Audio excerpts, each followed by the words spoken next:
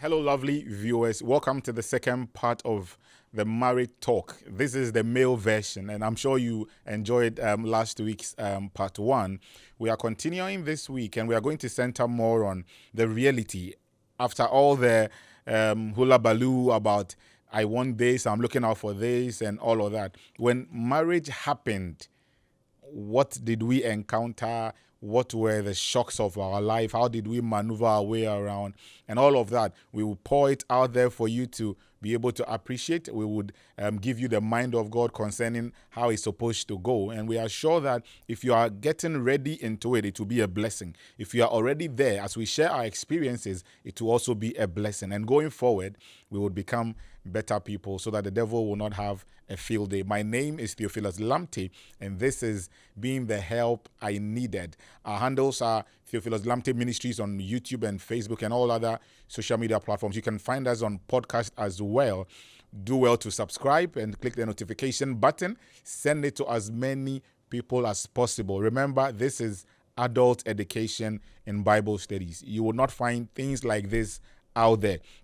These are good materials. You would want to spread it as much as possible. As is blessing us, we know it will definitely bless you. I'm in the studio with my very good friend, Kwaku Gyimah. Last week, he brought us the male perspective about the ideologies and the framework that we have concerning marriage. Today, we are going into the marriage itself and how things are going and the lessons we have. I will start off with mine.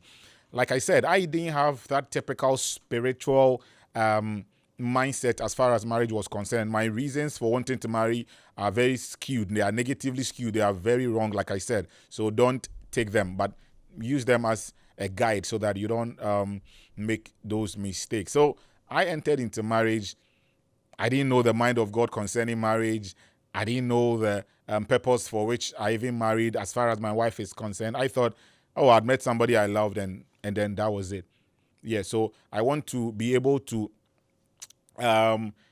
just open it up for the people that are listening to us today. So I first of all want my brother to say hello to the people, greet the people, and then we will take it off from there. So you can greet the people and then, let's feel free. Let's give them the reality of how marriage is all about. Hello, family.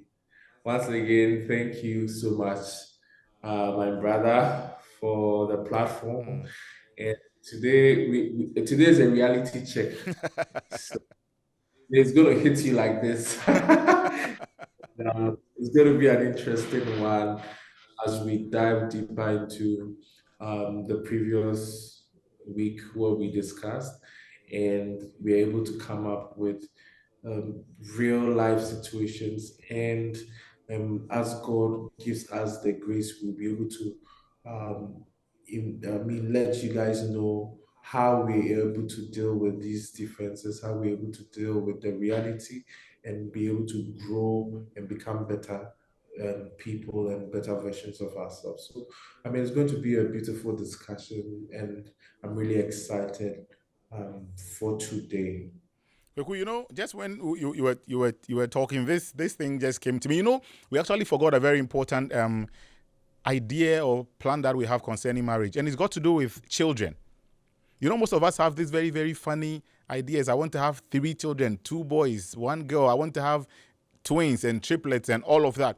That is the ideas and then the kind of fantasies we have. But today we are going into the realities. What happens? How are you able to juggle yourself around it and all of that? For me, I'm going to ask you about the shock that hit you when you married. For me, the shock that hit me was, if you listen to my story from last week, I wasn't that spiritual. So I was just a mere Christian. I wasn't really on fire like, the audacious kind of, yeah, this is Latin. So just for the people who speak Latin. I wasn't that kind of person speaking in tongues and chanting Holy Uh, Ghost fire. It was just a badge. And I yes. entered into marriage, and the shock of my life was I had an encounter with God, and that was what changed everything. It wasn't something I was planning for. It's not something I was expecting. But for me, that was the biggest shock of my life. And that was where everything, all the wrong notions I had about marriage was corrected. And I thank God for that, because it happened so early in our marriage that I didn't have the chance to misbehave or to fool around as a typical young man would do, who is not rooted in the word of God. So that is one thing I thank God so much for. It was a shock. I didn't expect it. My wife didn't expect it. We didn't plan that I will get into that kind of a thing. But my wife was the spiritual one, but I was just the casual one, go to church on Sunday, and the rest of the week, that's it. I knew I was a believer, but I didn't frown on petty sins here and there. I had friends who drink and all of that, and sometimes I would even buy the drink for them. I didn't see it like a sin. So when I married and that encounter hit me, everything was like kind of recalibrated. And that was my breakthrough, my miracle. That is what has kept me till today. Because had that not happened, I said already, I don't have any foundation biblically for marrying. All my reasons were wrong. So it was after this that God started to teach me what the foundation for marriage is, what I'm supposed to look out for, how I'm supposed to allow myself to be broken, like my brother said last week, to go through that painstaking moment and unite as one. So for me, that was my shock. I don't know what your shock is, and even if you had one at all, you want to share with our viewers now, if you do have one. Yes, yes, yes, yes. Who would not have a shock? Welcome to the family. I remember, after the wedding, and one of our pastors called me and he was like, "Oh, just so you know, we didn't tell you everything that is in it. Oh, Now you are in. Let us introduce to you what marriage really is." really? That's a serious one. So there is a bro code that we will not tell you until you are Wow. married. Yes, so I mean that is on the lighter note. But then one of the major shocks for me when we got married was the fact that uh, just after a few weeks after we got married, 3 weeks, 4 weeks, we found out that my wife was Mm, pregnant, and it came as a shock because we were not expecting, although we were not expecting that that early, mm, and we are not prepared for that. And worse off is that immediately she found out she was pregnant, she fell sick, wow. and she was sick continuously for about 6 to 6 months. Yeah, 6 months, and even throughout the entire pregnancy, she was very, weak and this hit me like crazy because it shattered every picture I had about our first year of marriage. Every picture I had about marriage was shattered Mm, because this what happened to us, and what happened to us was actually a miracle. But then even at that time, because of how it hit us, and how it shattered all our plans, all my expectations, um i I couldn't even see it as that, and I think that is how most of the time um God does his things, because I had a picture of, and my wife and I, having fun. You remember last week I was saying that, we were going to have sex and, do all sorts of things, have all sorts of positions, and here lies the that this, here lies the case that just a few weeks into the marriage, we just got back from honeymoon. Now she's sick and she cannot even walk, wow. and she's weak and she's vomiting, and like 3 months you're looking at your wife and she's just growing lean and pale, and like you are, so it's that picture was totally shattered, Mm, and and it's like, oh, so I this thing is not like we imagined, and it took the grace of God for us to go through that phase, and at the end of the day she was able to um conceive, how do you say it, deliver. And even from that phase there were shocks upon shocks, you thought, oh, maybe you are married now, and you should be on your own, you should be able to make your own decisions and all those things, and you find out that, oh, family will say this, family will say that, you have to say this, and this back and forth, even in the house. There are instances where, for instance, in my home where I used to be, Yeah. once maybe you are done washing, you can use the water to, let's say, clean house. You see, you use the water to clean the house just to conserve water Right. and not waste water. We used to buy water and all those things. And you married, and then you use the same water to clean the house, and your wife is like, why are you using water to wash your things, to clean the house? And you are pissed because you're like, I took time off my busy schedule to clean the whole house, and all you could worry about is the fact that I use water that I used to wash. Like, you are not being grateful, you are not being appreciative, all these things. But I really thank God that he was able to open us up, and then we're able to learn each other's temperaments, understand the elements that we are made of, and how we are able to process things.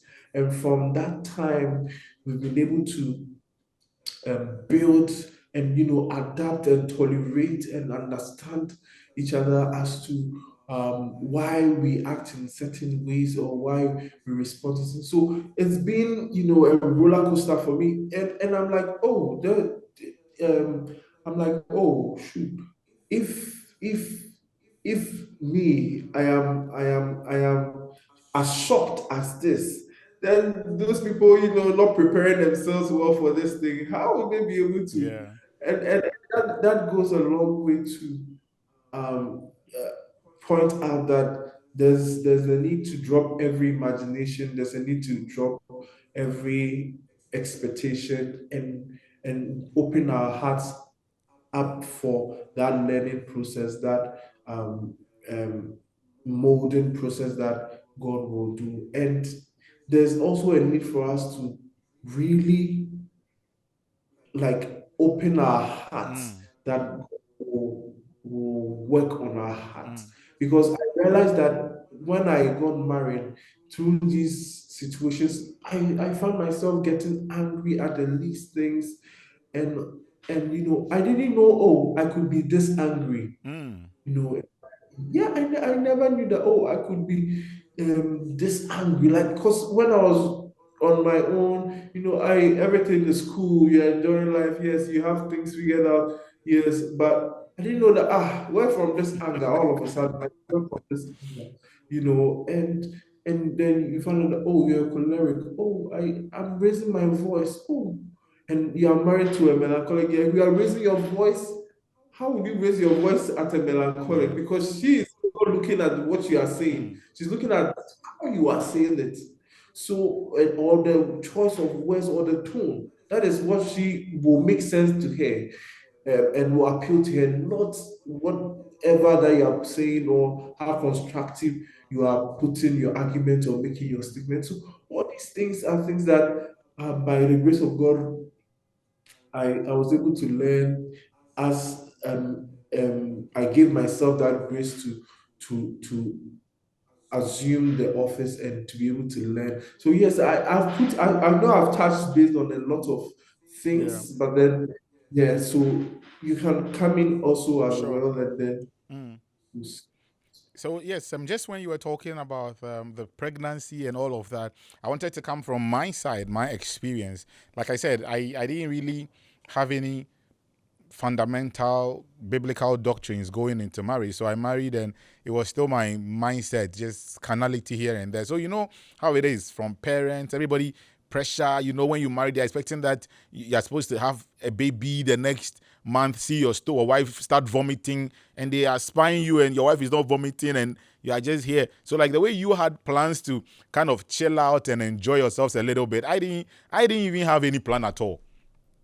Whether I wow. wanted to chill, I wanted to have babies immediately, I was just blank. I was just excited that I had left family. back home and I'm free and nobody will call me and make me run errands. So you see, the kind of mindset I had going into marriage did not put pressure on me in that angle, because my perspective or my framework as far as marriage was concerned was primarily to leave home and have my peace and be with the woman I claimed I love. But the issue of childbirth and all that was not really something that I was bothered about. So then, parents and siblings will be like, "Oh, Charlie, is anything happening?" I'm like, "Oh, nothing. We are just chilling. We're just chilling." So after like 4 or 5 months, you see that like people are now beginning to get in your case and, "Oh, is everything okay? What? Oh," and then that kind of sympathy. "Oh, God will do, God will do." But for me, like I said, what actually helped me to be able to withstand all these things was that encounter that I spoke about earlier. So when I had the encounter, then God started to speak to me. That was when God started to explain to me the purpose of marriage and made me understand all these other dynamics that are there. The things I was supposed to have looked out for that I didn't look out for. What I'm supposed to know going forward in the marriage itself. So then he explained to me that everything in marriage, the marriage itself, is about purpose. It's not about emotions. Yeah. So whatever he will do in the marriage, it is because he has a particular purpose or agenda. And it's not about you. So that's where God began to explain to me about Zechariah and Elizabeth and all of those things. And Mary was just walking somewhere minding their own business. But she had been located for an assignment here on earth. That she was supposed to be the carrier of the Messiah.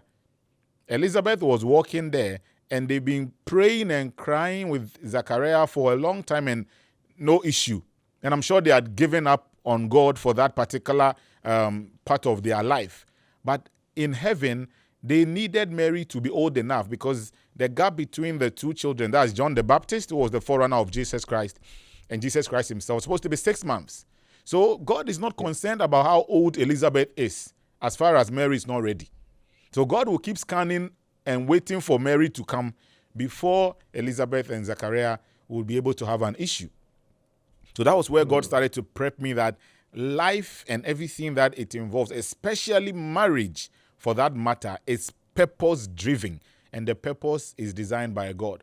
So whatever happens in the context of marriage, don't be emotional about it. Follow the ordinances of God. So immediately around that 6 months, 7 months of marriage, I had that encounter and I started to learn all these things. So the pressure that normally will come with a young couple, we never experienced anything like that.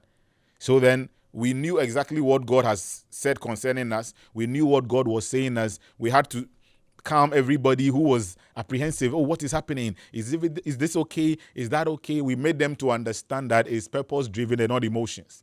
Because they can be looking at their self-interest and not in favor of what God wants to do. So I'm talking to a mother now. I'm talking to a father. I'm talking to a grandfather, a newlywed, and all of that. Understand that it is about the purpose of God being fulfilled, and you are the vessels God is using.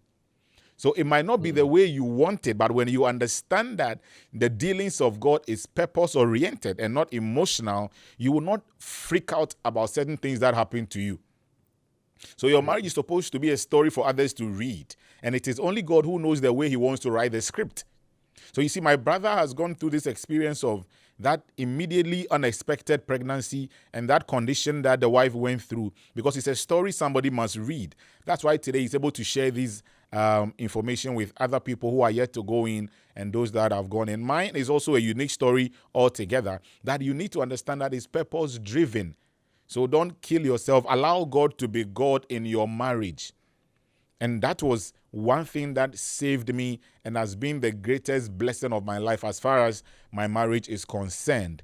If you are not very careful and you go in with that carnal mindset, with the rules and regulations that society has designed for you, you will break your marriage. You will not allow yourself to bond together. That breaking and becoming a union will not work.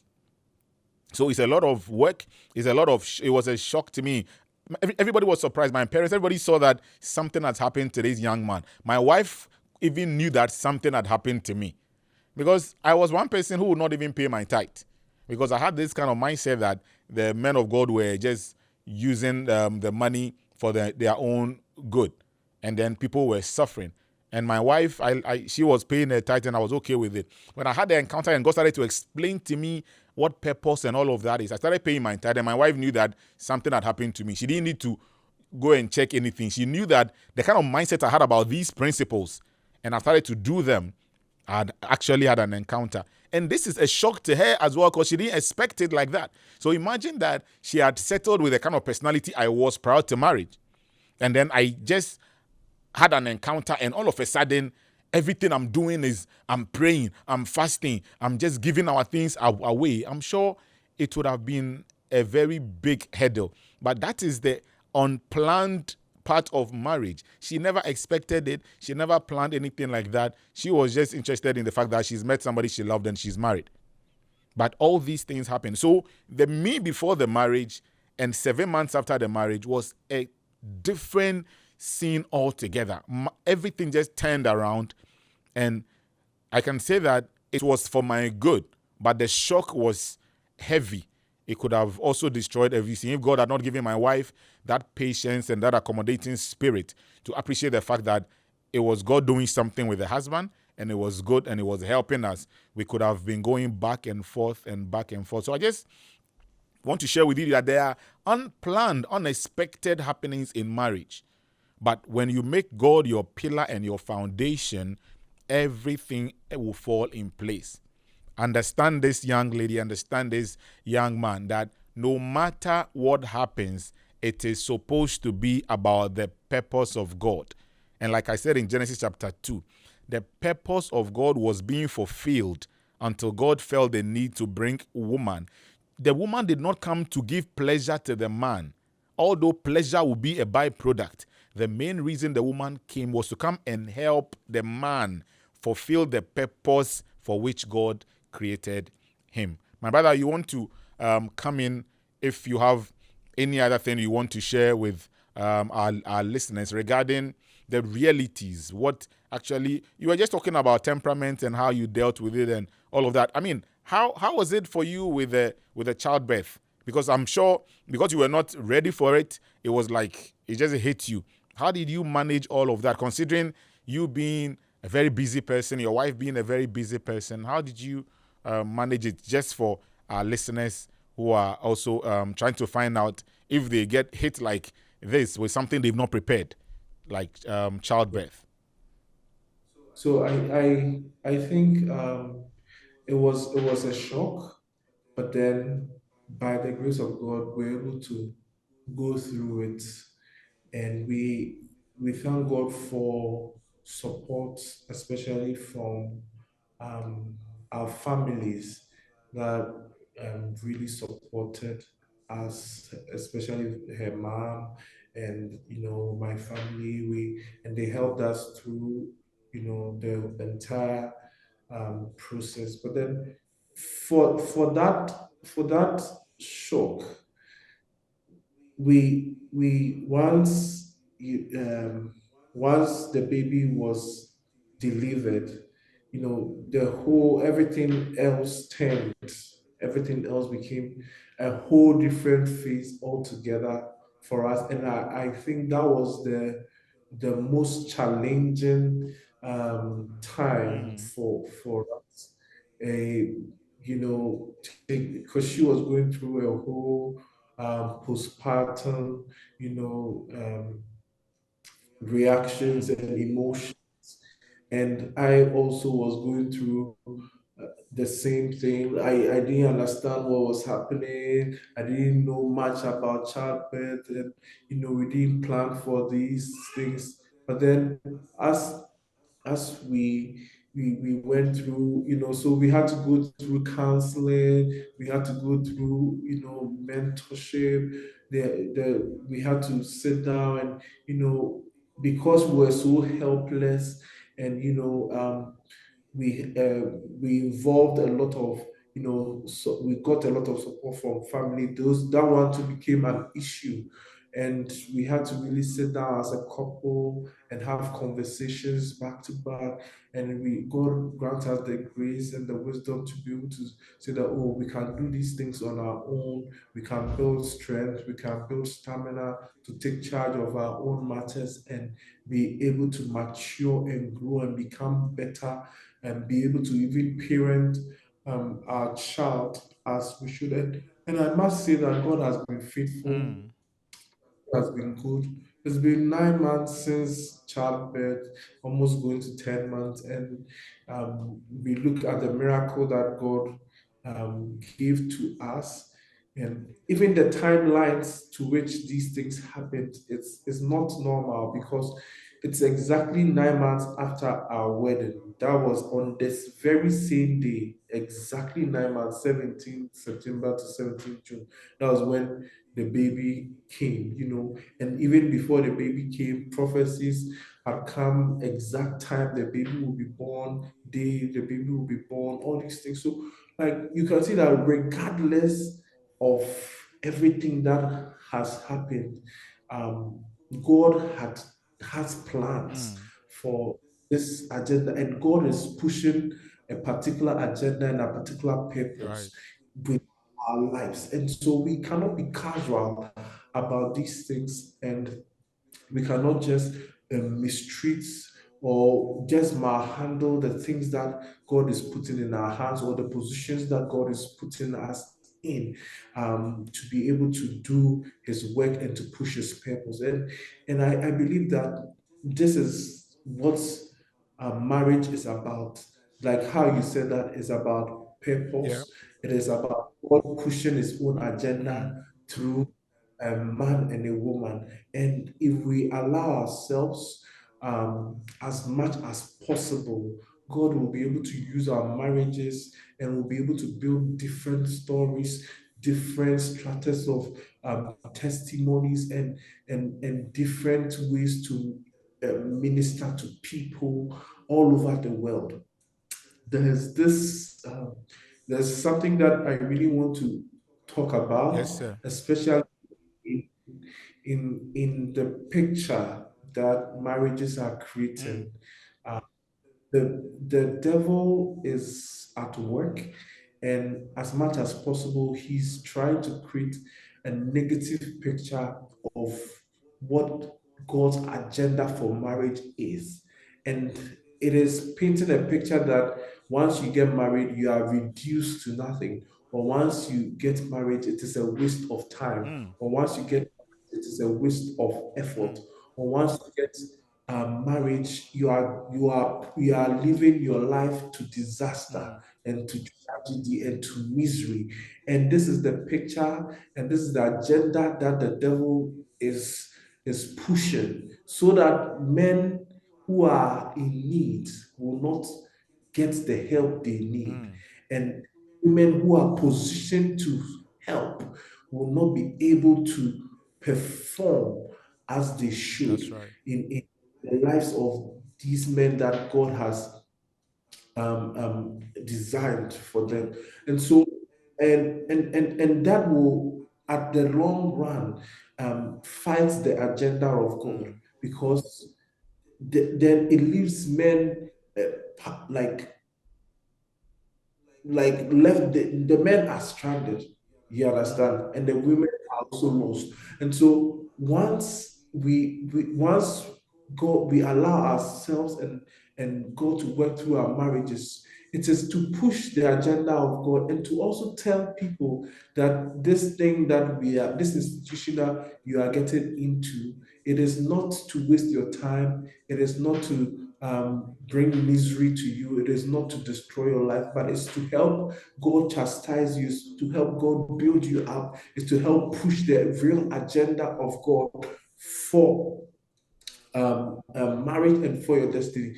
But then, and that is what I really wanted to talk about, because I have conversations, and you can see how these men are not even interested in settling down or getting married. And it's not, you are not supposed to be forced or coerced Mm. into it.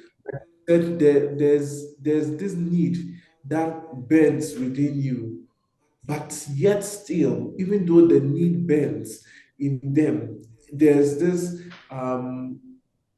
how do you say, like they are not able to take that step That's right. because of fear, because of stories and things that they are seeing. Mm. And so we are praying that God will make our lives and our marriages testimonies, that people will say that this thing is good, and because of that, whatever need or whatever thing that is burning in me to also get into that institution, I'll find courage and be able to um, step into the office as a husband. And from there, we see that God will be able to make something good out of your unions, something good out of your lives and your purpose. You know what? I'm just before we round up the second bit. I'll ask you just so that you get ready for that.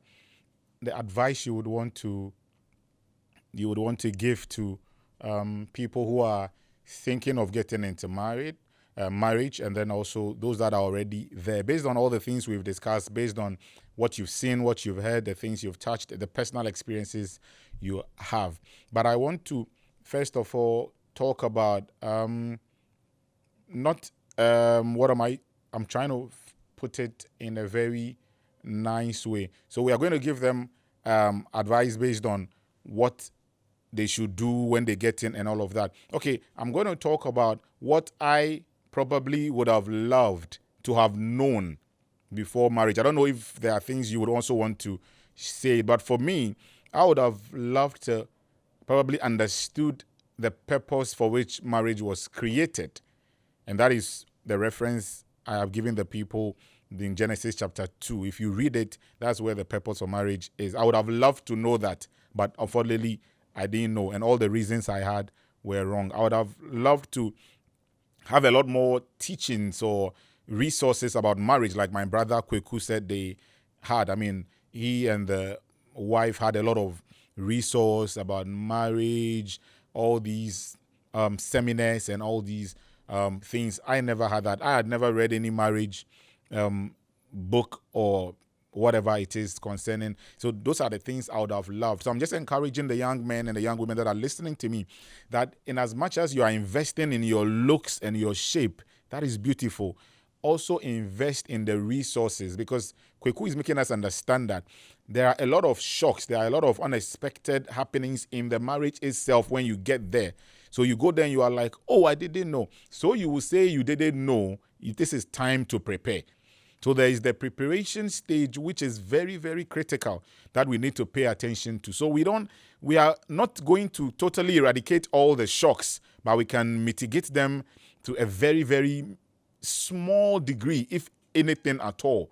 So if, for instance, if he knew about all these things that could happen, getting pregnant immediately, and also knowing that the will of God supersedes our will, they would not have such an elaborate scheme or plan, thinking to just chill out for a while before. If he knew about child upkeep and upbringing and all of that, I'm sure some of the hurdles they went through, they will not go, just because they were thinking those things will come later in life. But whatever it is, it's going to come. So I admonish all of us to prepare for it. Make sure that you know the mind of God concerning marriage. Make sure that you have a lot of resources as far as marriage is concerned. When you hear marriage seminars and things like that are happening in your churches, make time and participate. Don't just be interested in wanting to marry like I wanted to do, just to leave home. Or you are a young girl and you just want to be in the arms of a man at night. It's bigger than that. You will get to the marriage and realize that there are weeks and months your mind does not even go towards that direction. What is going through your mind, guy, only God can be able to explain. It's way bigger. All these things are byproducts. It comes along the way.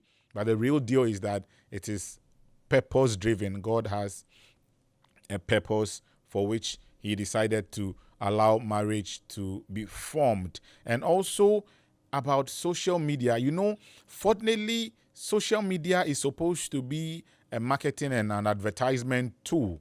But unfortunately, we've taken it the wrong way, and we are learning negative things. We are getting influenced negatively from there.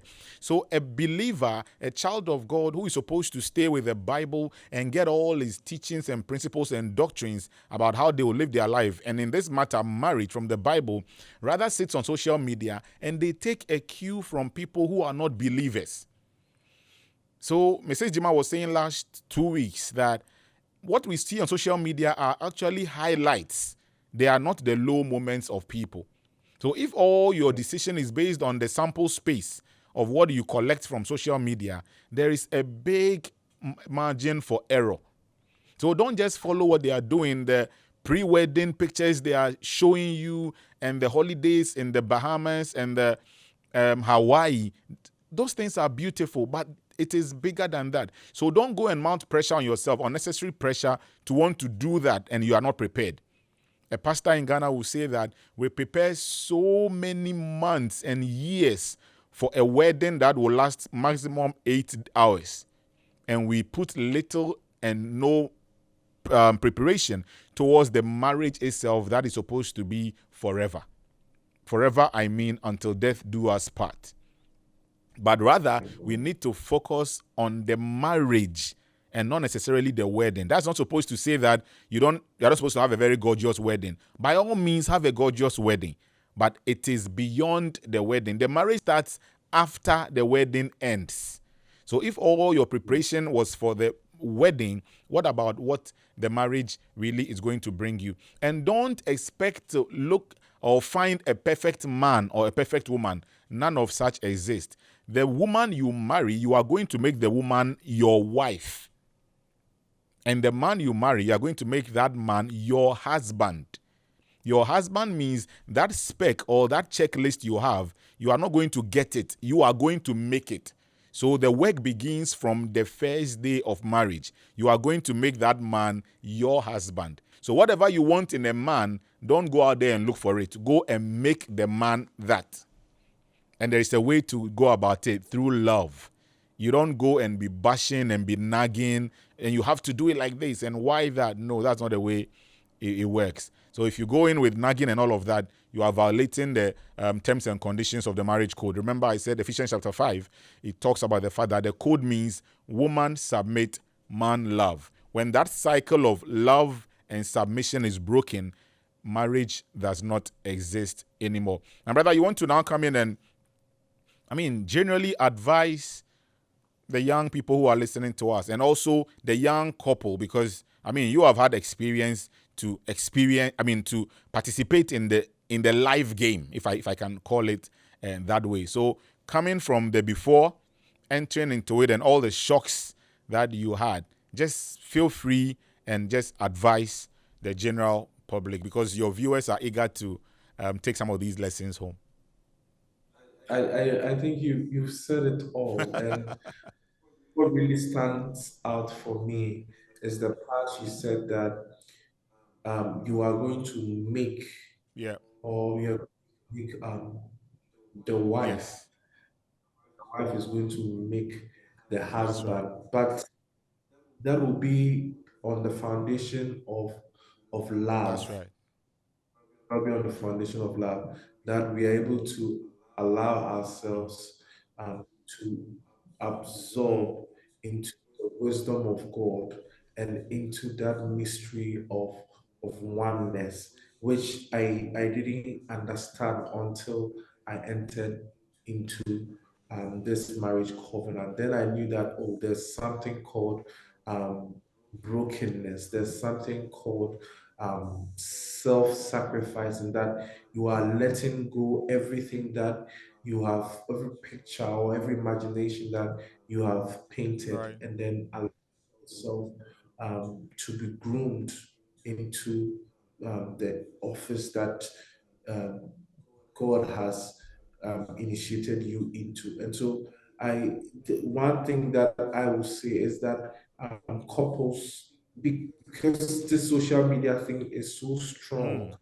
and is painting very strong pictures of what marriages should look like. And the shocking part of it is the amount of opinions Wow. that is out there on social media, that is out there in the comment sections, and it is volatile because these opinions and these minds of people can really shift and turn, I mean, people's lives into misery.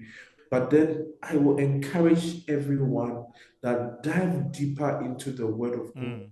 and everything that you are going to do or every decision you are going to make, the question you are going to ask yourself is that, is this in accordance with the will of God? Is this what God is asking me to Mm. do? Is this what the Holy Spirit is directing me to Mm. do? Don't take the opinions of people, don't take the pictures people are creating. As you said, as my wife said, it is just the Mm. highlights of people. The highlights, that is how come it's called Mm. highlights. Understand? And the reality on the ground is more than the highlights. If, let's say, for instance, in my field, we shoot a whole 24-hour event and then we do a 1 minute highlight. Mm. That should tell you how small or how minimal that highlight is compared to the reality on the ground. Right. And so, if we deceived with the highlights and the opinions of people, we should be rather concerned about the opinion of God Mm. and what God has to say concerning this matter, and not what social media has to Mm. say and the pictures that people are painting of that. And then there's nothing like a perfect That's person, right. but then we know that God is building us onto perfection, and He's building us shining ever brighter onto a so our lives are supposed to shine ever brighter as the days go by. So as we've taken the form or taking the shape to be the position to be a husband or a wife, how will my life shine ever brighter? How will I become ever a very ever virtuous wife? How will I become ever how do I put it, a husband that is ever Mm. loving? And so we are supposed to put ourselves in positions where we are growing onto righteousness. We are growing onto fulfillment, onto maturity. We are going to become better. There's no way that you see that I'm a husband and then it stays there.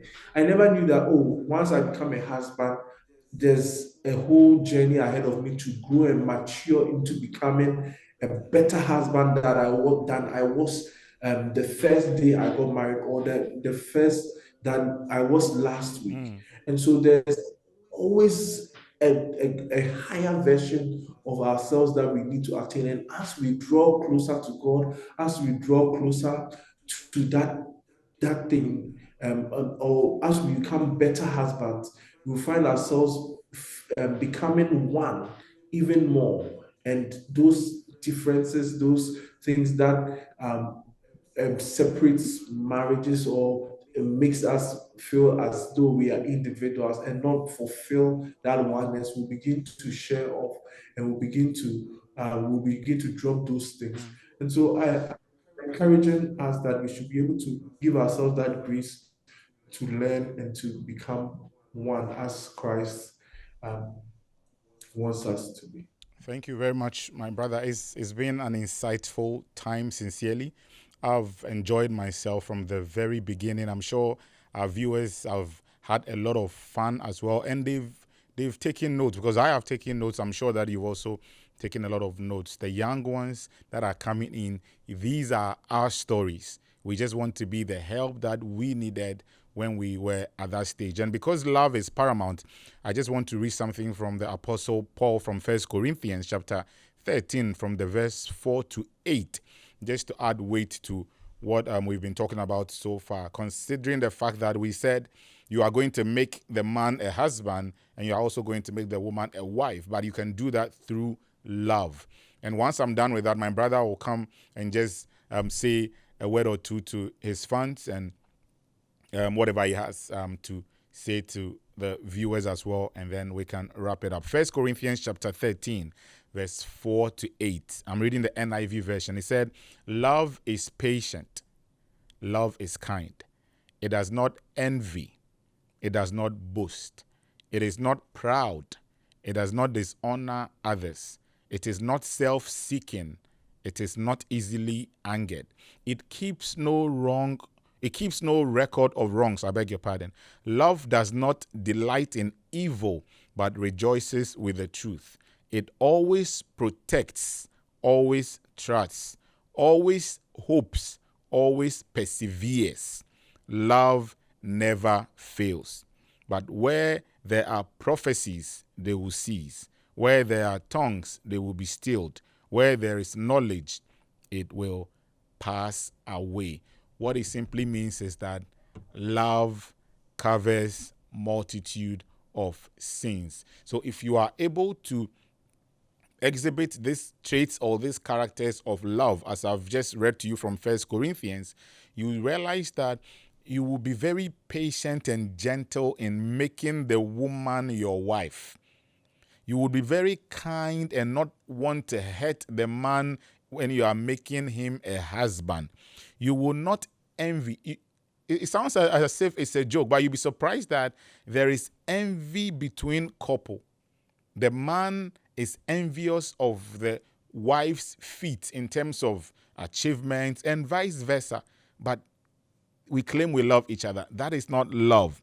You see that you don't dishonor another. If that's why I said that if you know that you cannot submit to the man as the head of the home, don't marry him, because then you are going to go contrary to scripture. And when you go contrary to scripture, you begin to make yourself an enemy to God. God will resist you. That means you are not exhibiting love.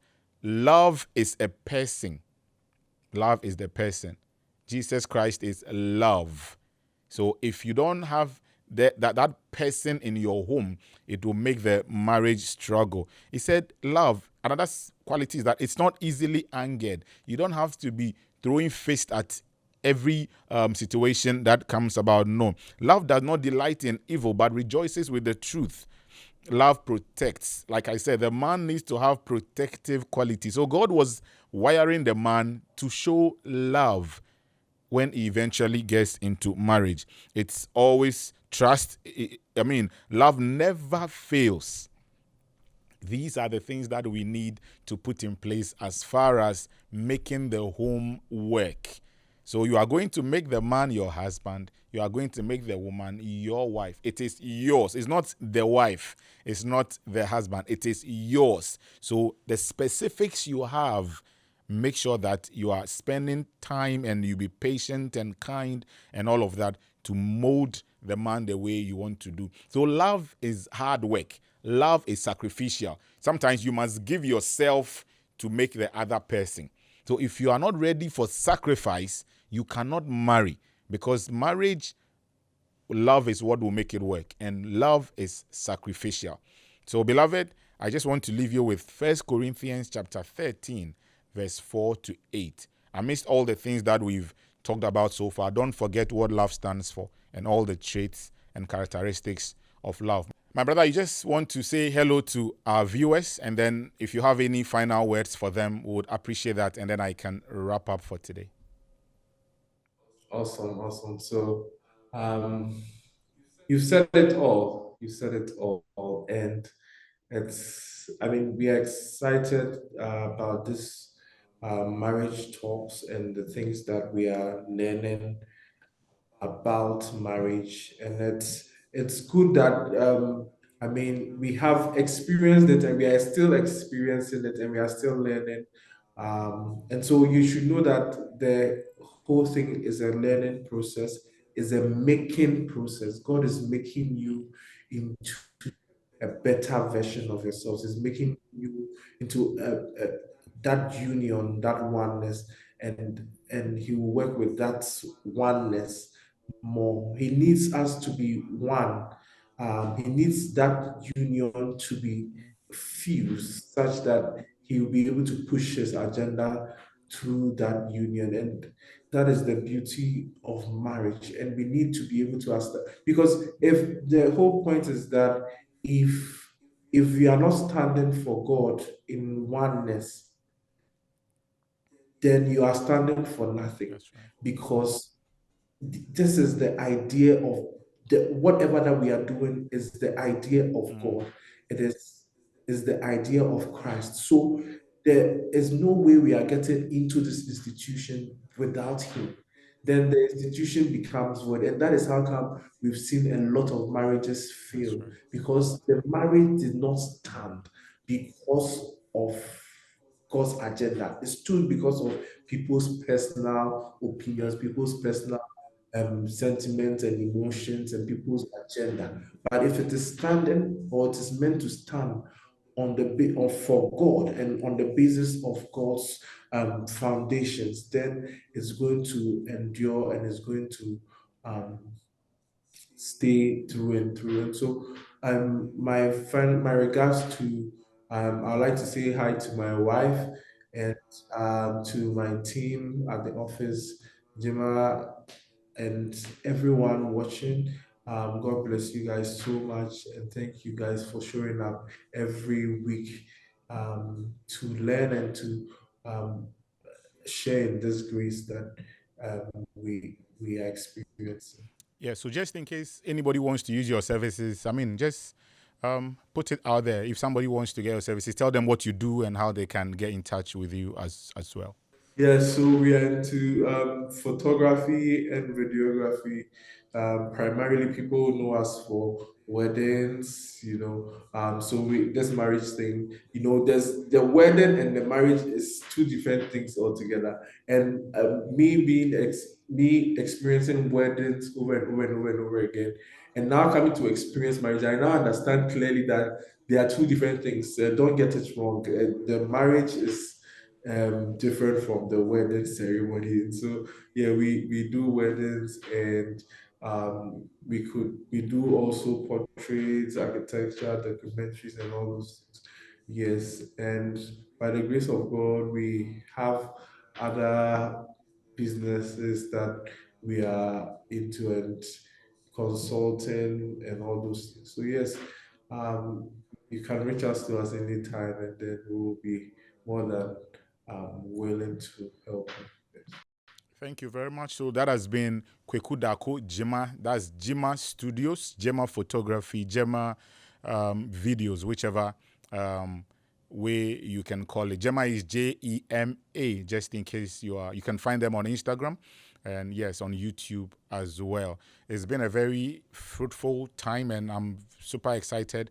We thank God for your life. We pray that may the hand of God perpetually rest on you and your wife and your household, that everything you do, may God add His blessings onto it and make you a testimony for the up and coming couples to be able to look at. Like I said, our lives are supposed to be purposeful. God allowed you to get into this union so that you can be a statement for others to look upon and be able to make the right choices. So may God bless you for taking time out of your very busy schedule to help us in this discussion today. Viewers, if you've not subscribed, I think this is about time you want to do that, because there's going to be a lot of these teachings from now onwards, where we are going to go very practical, going into different areas of our lives, because we are supposed to together become a very solid believer, not just a believer who does not have knowledge. Knowledge is very important, and because you don't have it, the devil will oppress you. So when you get knowledge, you save yourself from the afflictions and the oppressions of the enemy. My name is Theophilus Lamptey, and this has been Being the Help I Needed. You can follow us on social media on the platform, Theophilus Lamptey Ministries. We love you. We say may God bless and keep you. Till we meet again next week, be safe and bye-bye for now.